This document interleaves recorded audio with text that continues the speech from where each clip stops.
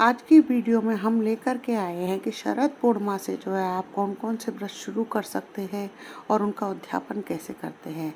राधे राधे दोस्तों, मैं सपना शर्मा आप सभी का हार्दिक स्वागत करती हूँ आपके अपने चैनल किशोरी क्रिएशन पर। दोस्तों, अश्विन मास की पूर्णिमा को जो है शरद पूर्णिमा के रूप में मनाया जाता है। यह सबसे बड़ी पूर्णिमा होती है। शरद पूर्णिमा से जो है कार्तिक स्नान भी प्रारंभ हो जाता है। इस कारण इस पूर्णिमा का विशेष महत्व है और शरद पूर्णिमा से ही जो है अन्य प्रकार की पूर्णिमा के व्रत का विधान लिया जाता है। संकल्प जो है शरद पूर्णिमा से ही लिया जाता है। तो आज की वीडियो में हम उन्हीं के बारे में जानेंगे। सबसे पहले दोस्तों हम जानेंगे इस व्रत की पूजा विधि।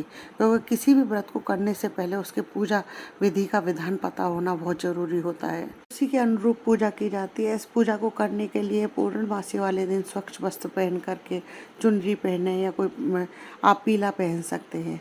फिर पाटा या चौकमर जो भी है, आप जहाँ मंदिर है आपका वहाँ पर आप मिट्टी से लीप करके या फिर चौका बना करके या फिर माड़ना माड़ करके जो है आप सातिया बनाए। गेहूं की ढेरी पर जो है थोड़े गणेश जी रखे, पानी का लोटा रखें, एक प्लेट में रोली मोली गुड़ बताशा और कलावा वगैरह रखें। सबसे पहले गणेश जी को तिलक लगाएं, उनको अक्षत चढ़ाएं, उनको पुष्प चढ़ाएं, फिर स्वयं के तिलक लगाएं। लोटे पर आप जो है सांतिया बनाएं और कहीं कहीं जो है पट्टे पर 13 बिंदिया लगाने का विधान है। अगर आपके यहाँ पर इस तरीके की परंपरा है तो आप अपनी परंपरा के अनुसार जो है 13 बिंदिया भी लगा सकते हैं। 13 बिंदिया बनाने के बाद में उनको अक्षत चढ़ाएं, गुड़ बताशे हलवा जो भी आपने मीठा भोग के लिया है उसका गणेश जी को भोग लगाएं। गेहूं के आखे दाने जो है हाथ में लेकर के पूर्णमासी की लपसी तपसी की गणेश जी की और आड़ी वाड़ी की कहानी सुने। इन सभी कहानियों को कहने के बाद में जो है हमने जल का लोटा लिया है और जो हमने गेहूं की ढेरी रखी है उसमें से थोड़े से दाने लेकर के सूरज भगवान को जो है उसी लोटे से अर्घ दें। इसी तरीके से जो है पूर्णिमा के व्रत की कथा कहानी का नियम लेकर के कथा कहानियां सुनी जाती है। लेकिन इनमें एक चांद पूर्णिमा और एक तारा पूर्णिमा होती है, जिसमें जो हमने कथा सुनी है वो गेहूं के दाने और जल के लोटे को उठा करके रख देते हैं। जब तारे निकल जाते हैं, चंदन निकल जाता है, उनको अर्घ दे करके जो है व्रत का पालना करते हैं। पूजा के पाटे पर जो हमने गुड़ गेहूं वगैरह लिए हैं वे सब या तो किसी मंदिर में दान दे दें या फिर उन्हें किसी ब्राह्मण को दे दें। आप जो वस्तु का नियम ले रहे हैं उस वस्तु को 2 तरीके से दान दिया जा सकता है। जैसे हर वस्तु 13 ले ले, कहीं कहीं 14 ली जाती है। 13 अंक को अच्छा नहीं माना जाता है तो आप 13 या 14 जैसे आपके यहाँ परंपरा हो वो ले ले। और कहीं कहीं पर जो है एक ही वस्तु दान की जाती है। फिर आप अपनी सामर्थ्य के अनुसार जैसा चाहे वैसा कर सकते हैं। शरद पूर्णिमा पर ली जाने वाले इस नियम को जो है एक शरद पूर्णिमा से लेकर के आने वाली अगली शरद पूर्णिमा तक पूरे वर्ष भर तक निभाया जाता है। जैसे कि आप या तो शुरू में जो शरद पूर्णिमा शुरू की जाती है वह गोला या सुहाग के सामान से शुरू की जाती है। या तो आप एक गोला लेकर के शुरू कर दें या फिर वर्ष भर के 14 गोले एक साथ ले लें या फिर हर महीने एक एक गोला देना, उस तरीके से आप कर सकते हैं। किसी भी वस्तु से कर रहे हैं तो उस वस्तु को हर महीने ले ले और शरद पूर्णिमा पर कहानी कहने के बाद में पूरे वर्ष भर की कहानी पूरी होने के बाद में अगर आपने चूड़ों से की है तो 13 चूड़े लेकर के या 14 चूड़े लेकर के शरद पूर्णिमा पर कहानी सुन करके इन सभी चूड़ों को जो है आप कहानी सुनने वाले स्थान पर ही रख लें। सबके ऊपर दक्षिणा रखते हैं। कहानी सुनने के बाद में इनको पर रोली के छींटे दे करके 7 बार हाथ घुमा करके उनको मंस दे या कलप दें। उनमें से एक अपनी सास, ननद, जेठानी जो भी कोई आपकी बड़ी सम्मानीय महिला है उसको दे करके उनका आशीर्वाद ले ले। बाकी के आप किसी भी पंडिताई को या अपने मिलने जुलने वाले जो है जिनको देना चाहें या मंदिर में दान देना चाहें वहाँ भी दान से दे सकते हैं। दोस्तों, एक तो इस तरीके से होती है और एक होती है कि आप हर महीने ही जब कथा कह रहे हैं तभी रख लें और उस पर रोली कथा कहने के बाद रोली मोली के छींटे लगा करके दक्षिणा रख के रोली मोली के छींटे लगा करके 7 बार मंस करके हर महीने अलग अलग दान कर दे। एक इस तरीके से दान होता है। तो दोस्तों, एक ही वस्तु का 1 साल का नियम हुआ। अगर आप चाहते हैं तो और भी वस्तुओं का आप 1 साल में नियम लेकर के उद्यापन कर सकते हैं। जैसे सबसे पहले एक बार गोला लेकर के गोला का नियम लेकर के उसी शरद पूर्णिमा पर उद्यापन कर दे। अगली बार चूड़े का नियम लेकर के उसी शरद पूर्णिमा पर चूड़े का उद्यापन कर दे।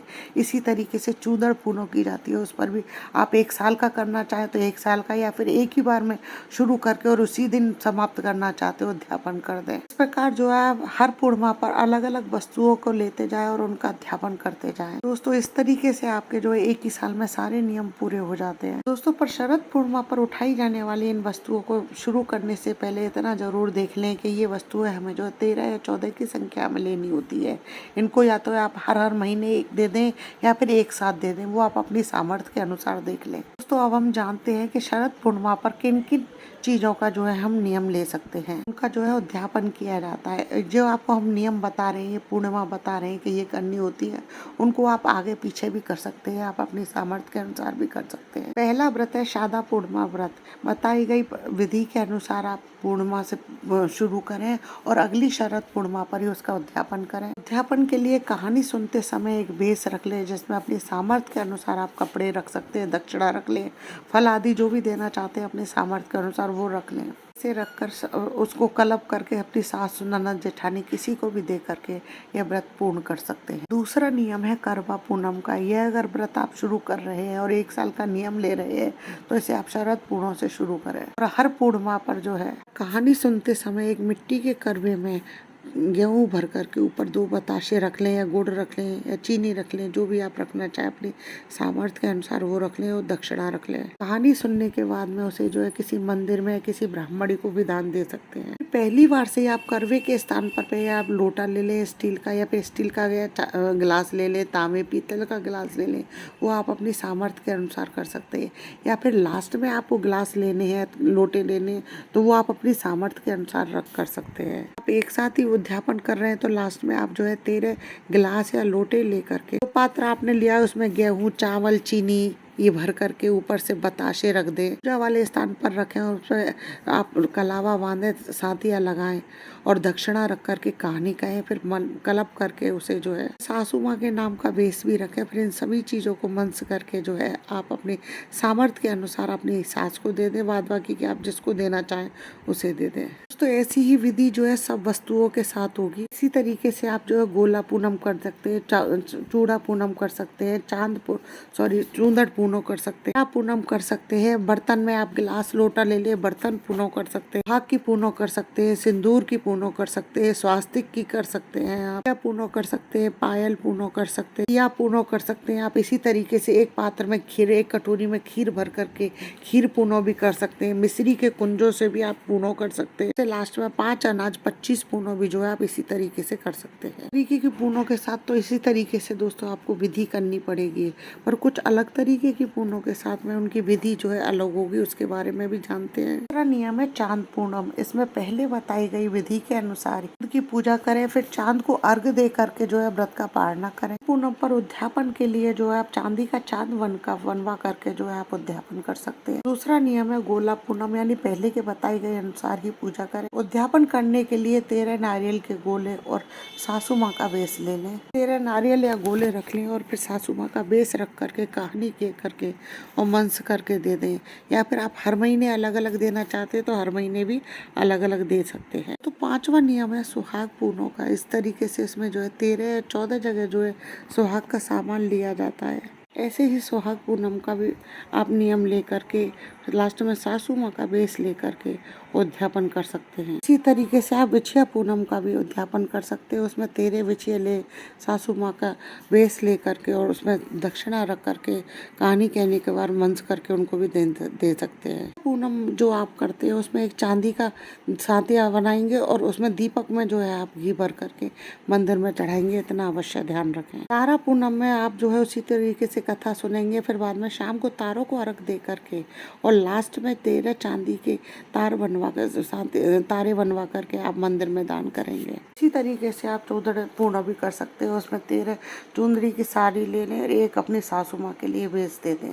दोस्तों इसी तरीके से यह पूर्णिमा के नियम लिए जाते हैं। अगर आप चाहें तो एक ही दिन में कहानी सुन करके और उसका अध्यापन करते चाहें, और अगर वर्ष भर एक ही पूर्णिमा से आप कथा सुनना चाहें तो वर्ष भर एक ही पूर्णिमा से कथा सुन करके और फिर लास्ट में आप उसका अध्यापन कर दें। आप 13 वस्तुएं एक साथ नहीं ले सकते हैं तो हर महीने एक एक वस्तु ले करके भी उद्यापन करते जाएं। दोस्तों 5 नाज 5 धान 25 पूनम का नियम भी जो है शरद पूर्णिमा से ही लिया जाता है। इसमें 5 धानों से जो है 5-5 पूनम की जाती है, इससे वो 25 पूनम हो जाती है। और जिस धान की आप पूर्णिमा कर रहे हैं उसी धान को आप कथा कहानी के समय पर रखना। ध्यान रखें कि वही धान जो है आपको भोजन के रूप में खाना है, नमक का इस्तेमाल नहीं करना है। उद्यापन में जो आप जिस धान से कर रहे हैं उसी धान का 1.25 किलो दान करें। इस तरीके से 5 अनाज की 25 पूनम हो जाती है। इस कारण इसे 5 अनाज 25 पूनम भी कहा जाता है। लेकिन आजकल लोग जो है एक ही पूर्णिमा पर एक ही धान से व्रत करके और उसका उद्यापन कर देते हैं। 5 धान की 5 पूर्णिमा के व्रत कर लिए जाते हैं। ये 5 धान होते हैं जौ, गेहूँ, चावल, चना और मूंग। उनकी पूर्णिमा को करते समय बस इतना ध्यान रखना है कि जिस धान का आप दान कर रहे हैं उसी धान को खाएं। पूजा करते समय भी उसी को इस्तेमाल करें और नमक का इस्तेमाल नहीं करें। दोस्तों इस तरीके से यह व्रत जो है पूर्ण किए जाते हैं। पूर्ण सत्यनारायण भगवान जो है और पूर्णिमा माँ आपके सबका मनोरथों को पूर्ण करे। वीडियो अच्छा लगे तो लाइक और शेयर कीजिए, चैनल को सब्सक्राइब कीजिए, फैमिली और फ्रेंड में ज़्यादा से ज़्यादा शेयर कीजिए। यदि आप मेरे चैनल पर नए हैं तो चैनल को सब्सक्राइब भी करें। हिंदू धर्म, रीति रिवाज, कथा कहानी जानने के लिए चैनल पर बने रहने के लिए बहुत बहुत धन्यवाद। जय श्री कृष्णा दोस्तों, राधे राधे।